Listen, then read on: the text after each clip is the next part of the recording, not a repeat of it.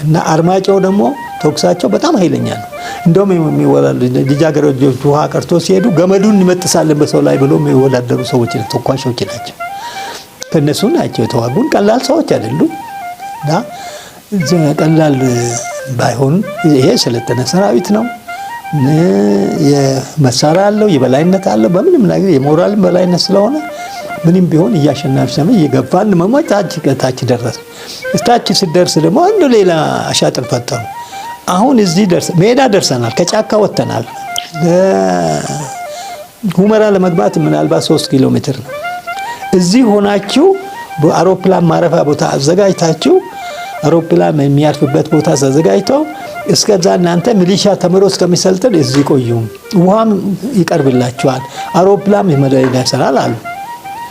ግንቦት 30 ነው መልስ የሰጡን። እሱ ማታ ነው መልእክት የሰጡኝ። እኔ ሰውዬ አልቀበልም አሁን ማልኳቸው።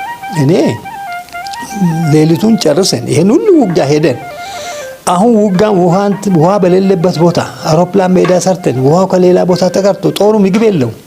አሁን እንደገና የሰንድ ጥሬ ምንድነው ማሽን ላይ እየበላን ያለ ነው። እና አናደርግም ይሄንን እኔ ከዛሬ ካልተደረገ የፈለገው ይሄን ጦር ይሄዳል ሌላ አዛዥ አድርጉትና ምሩ አይደለም አልኳቸው። እንዴት ለምንድን ነው የምንቀመጠው? ጨርሰናል እኮ ውጊያው። እኛ ውጊያውን ስለጨረስ ለምንድን ነው እዚህ ገና ሚሊሻ መቼ እንደምንመረቅ ሳናውቀው ቁጭ ብለን የምንለው? ሚሊሻ የሚባለው እኮ ትምህርት ላይ ነው ያለው። እኛ ሁሉንም ጨርሰናል ብዬ ኦኬ አሉ። ጠየቁ ቺፍ ኦፍ ስታፉን። እሺ እንዲህ ካለ ተነቃነቁ ተባለ። ስንሄድ ለካ ጠላት የኛን እየከበበን አመራር እየሰጠ ነበር። ግጭት ተፈጠረ። እነዛ እኛን ለመክበብ ሲዞሩ የነበሩ አደጋ ላይ ወደቁ። አንዱ ሞተ፣ አንዱ ተያዘ፣ ምርኮኛ ሆነ። እኛ አንድ ቀን አድረን ያንን ሁመራን ያዝ ነው።